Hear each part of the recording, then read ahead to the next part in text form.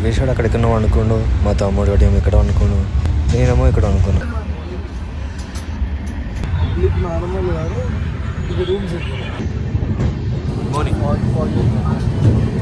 తిరుపతికి వచ్చేసాము. పోవాలి ఇప్పుడు. మా తమ్ముడు కానీ స్కూల్ కాడ తిప్పేసి ఇంకా తిరుపతి దర్శనానికి పోతాము.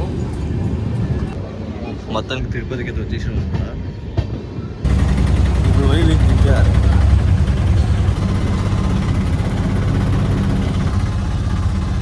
బాయ్.